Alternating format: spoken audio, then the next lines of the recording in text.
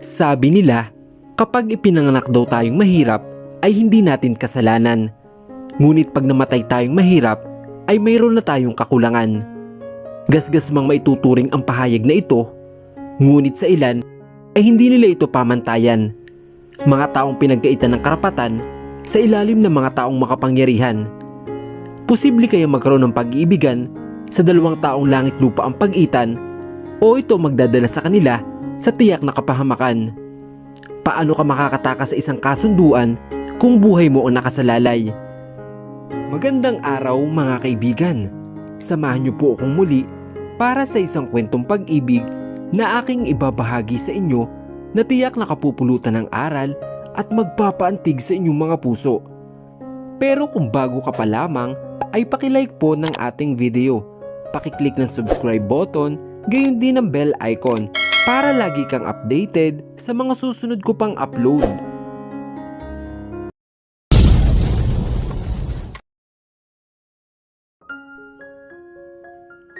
Pinagmasdan ni Sophia ang nilutong ulam ni Nanay Pe na inihahain sa mesa. Maganda at mukhang masarap kung titingnan, pero hindi to kaaya-aya sa pang-amoy niya, kaya inalayo niya ito sa kanyang harapan. Saan ka naman pupunta, Sophia?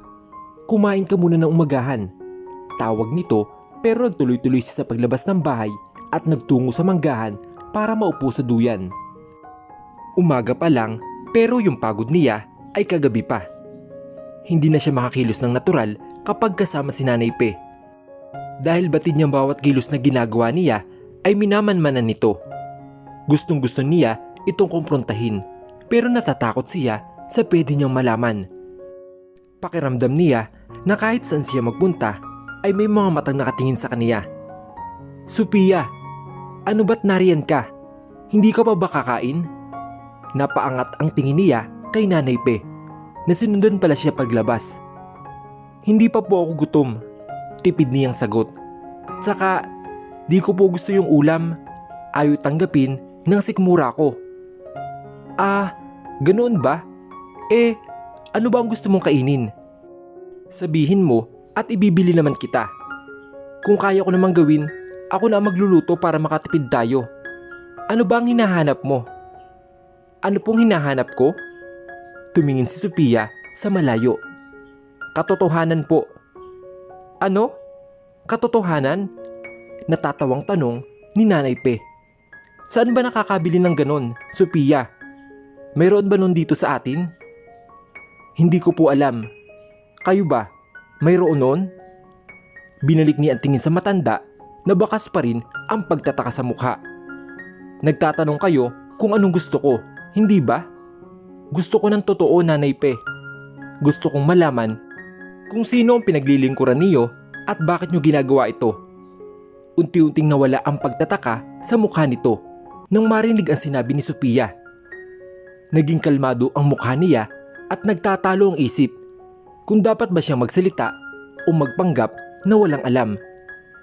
Wala siyang ideya kung paano ito nalaman ni Sophia. Gayong naging maingat naman siya sa mga kilos niya. Si Rafael Garcia ba? Pagpapatuloy na tanong ni Sophia. Sa kanya ba kayo nagre-report?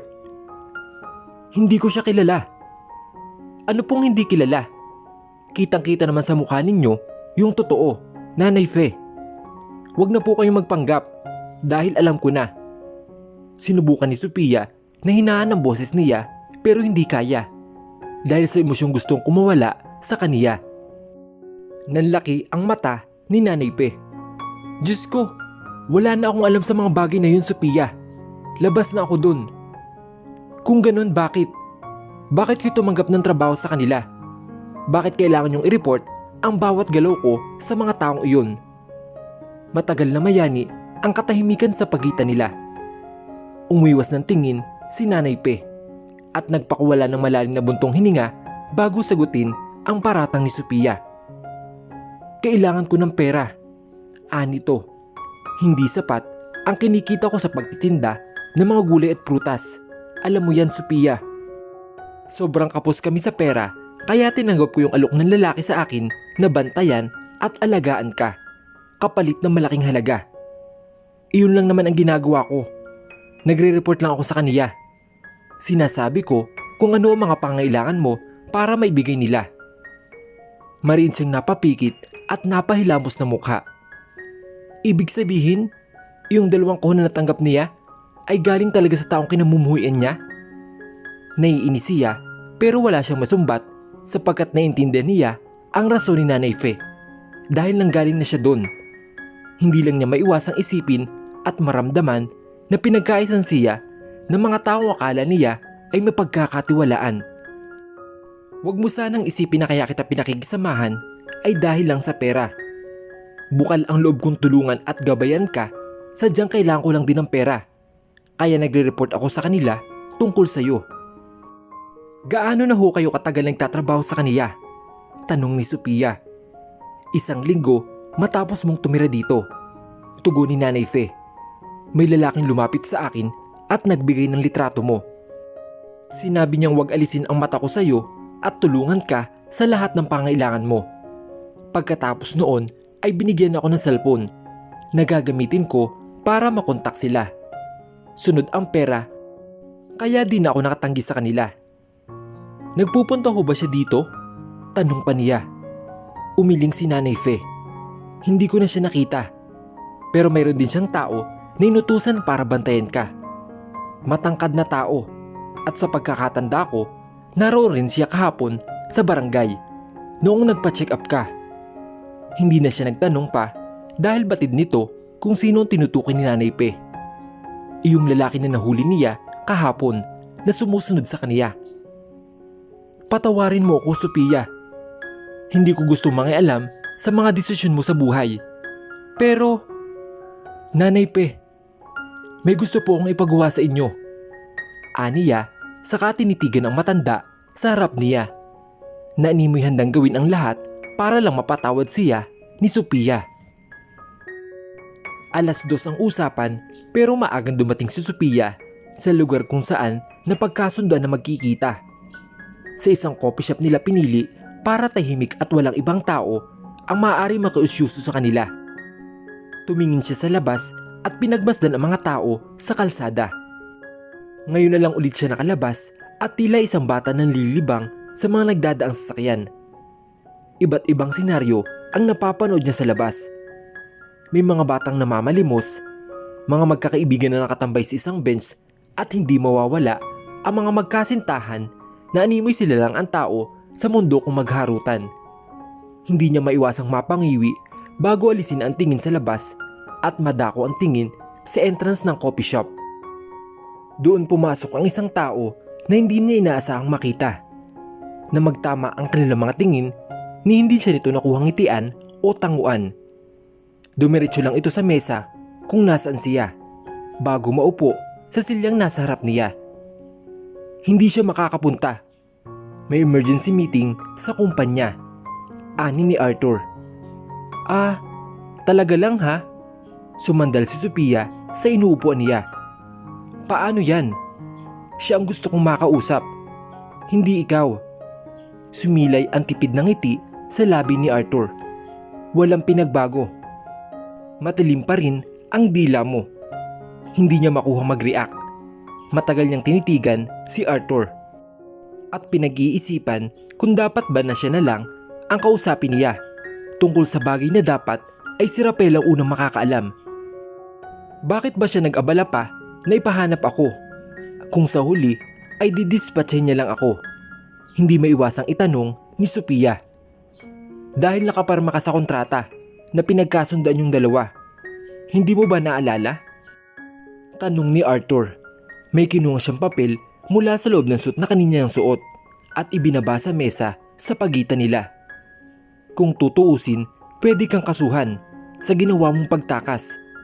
May pirma ka dyan na nagpapatunay na pumayag ka sa deal nyo. Pero anong ginawa mo? Umalis ka at tinakasan mo si boss. Sinong tanga mananatili sa poder niya? Kung sa huli ay papatayin ka rin pala. Wala sa deal namin yon. Bakit parang ako pa ang babaliktarin nyo? Ipinatong ni Sophia ang daliri sa papel na ibinaba ni Arthur sa mesa. Sa kanya ito inusog upang ibalik sa kaniya. Wala na akong pakialam kung may perma ako sa papel na yan. Kung sa una pa lang, siya na mismo ang ditutupad sa usapan namin. Umalis ka ba? Dahil sa sinabi ko sa iyo noon? Hindi pa rin napigilan ni Arthur ang sarili na magtanong. O baka may iba pang dahilan bukod doon? Wala ka nang pakialam doon. Bagya itong natawa. Kung ganoon, anong dahilan? At kailangan mo pa makipagkita kay boss? May bala ka bang bumalik sa asyenda? Hindi na ako babalik sa asyenda. Agad niyang tugon. May gusto lang akong linawin at sabihin sa kanya. Pero dahil ikaw ang pinadala, sa'yo ko lang ipapaliwanag ang lahat-lahat. At sasabihin mo to sa kanya ng kumpleto at walang detalyeng maiiwan. Makakaasa ka, Sophia. Sagot naman ito bago inumin ng isang tasa ng kape na ibinaba sa mesa. Huminga ng malalim si Sophia bago ilapag ang isang orihinal na kopya ng ultrasound niya. Alam kong aware na kayo sa sitwasyon ko, pero gusto ko pa rin ipakita ang katibayan na nagdadalang tao ako. Ibigay mo yan sa kanya. Makakarating, ani Arthur sa kinuhang inilapag na papel ni Sophia. Iyon lang ba? Marami pa. Huwag kang mag-alala. Aniya at ipinatong magkabilang siko sa mesa upang marinig ng maayos ng kausap niya ang lalabas sa bibig niya. Total tumapad ako sa kasunduan namin, bakit di niya rin tuparin ang pera at bahay na ipinangako niya? Nagsulubong ang kilay ni Arthur at bago pa ito makapagtanong ay itinuloy ni Sophia ang naisip niyang plano. Iyong bata lang naman si tiyan ko ang kailangan niya, di ba? Sige, payag ako. Ibibigay ko ang batang ito sa kaniya kung ibibigay rin niya ang pera at bahay at saka ang titulo ng lupa na ipinangako niya. Teka, sandali. Bakit kung makapagsalita ka ay parang wala kang pakialam sa bata? Sandali siyang natigilan. Umiwas ng tingin sabay lunok ng sariling laway. Hindi niya alam kung bakit siya nasaktan sa sinabi ng tao sa harapan niya. Pakiramdam niya, hindi siya dapat tawaging ina dahil sa desisyong gagawin niya.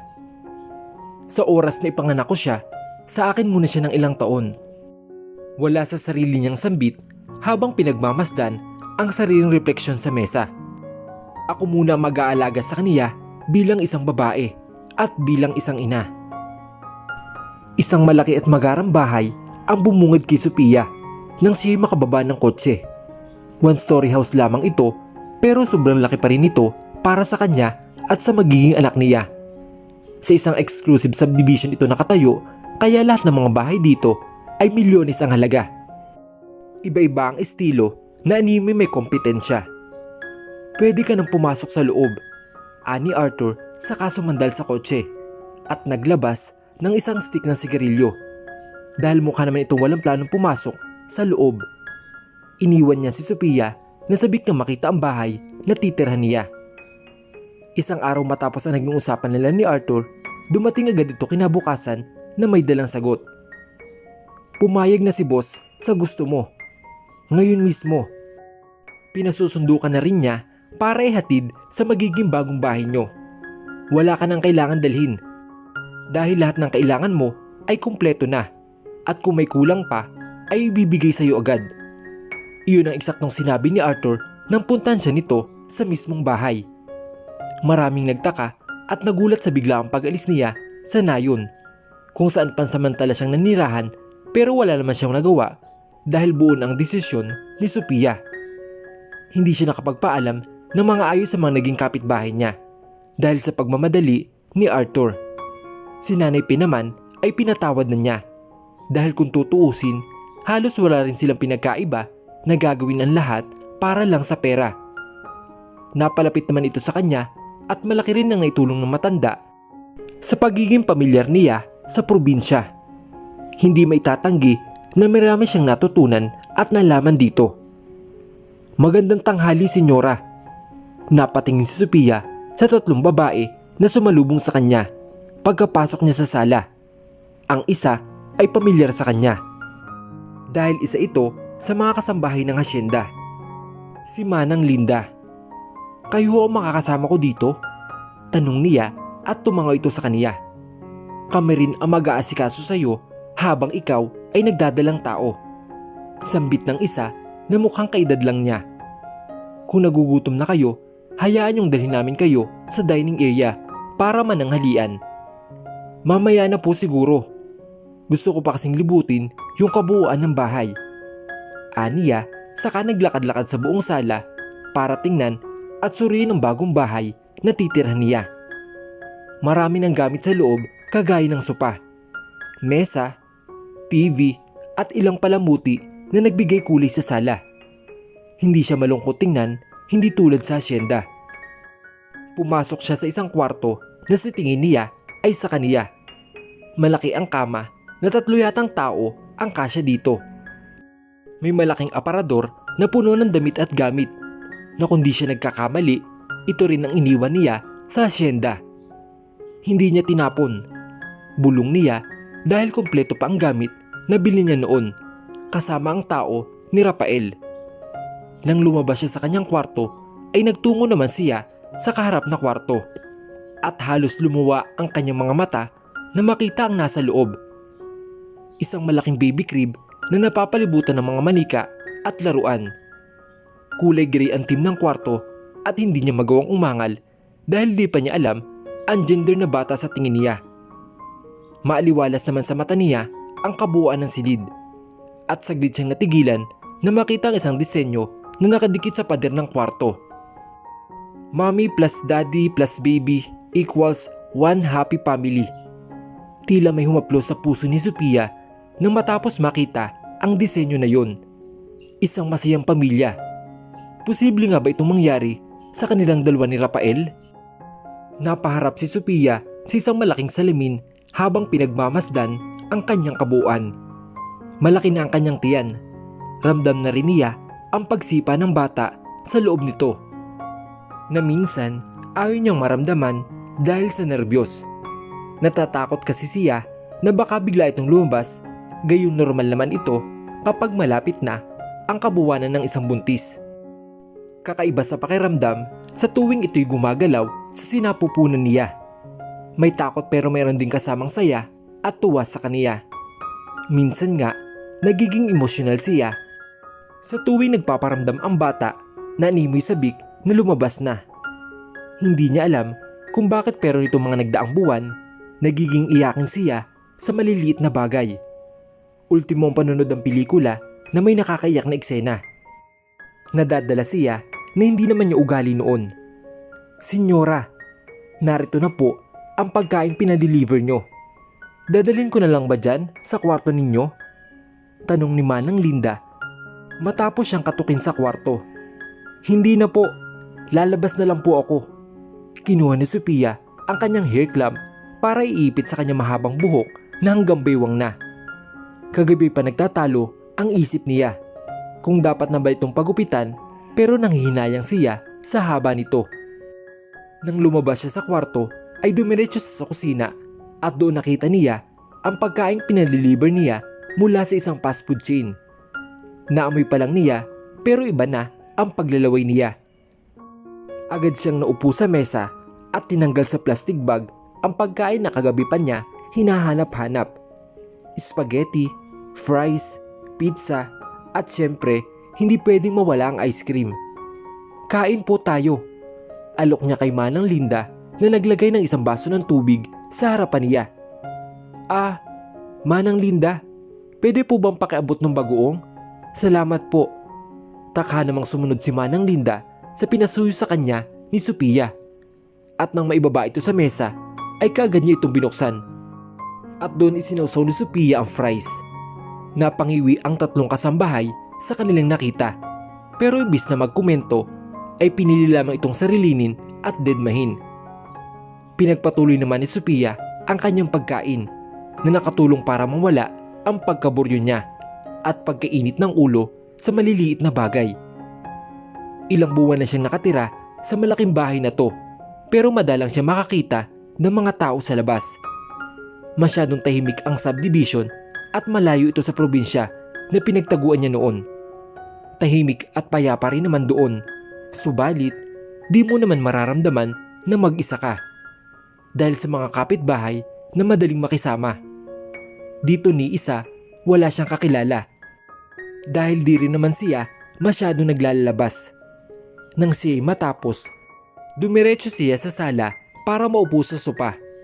Hindi siya gumalaw dahil malaki na ang kanyang tiyan. Pero unti-unti naman siyang nasasanay sa bawat araw na lumilipas. Ngayon lang din niya napagtanto na totoo nga ang sinasabi sa kaniya ni Nanay Fe, na kailangan mo talaga ng tulong ng iba sa panahon na nagdadalang tao ka na. Hindi kakayanin kung mag-isa ka lang, lalo na't kung wala ka pang alam o karanasan sa pagbubuntis.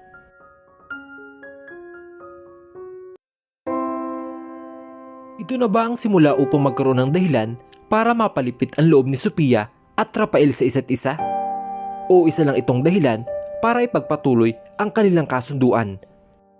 Ano ang naghihintay na kapalaran sa buhay ni Sophia? Sabay-sabay po nating tunghayan sa susunod na kabanata ng ating kwento. Hanggang sa muli, mga kaibigan. Paalam!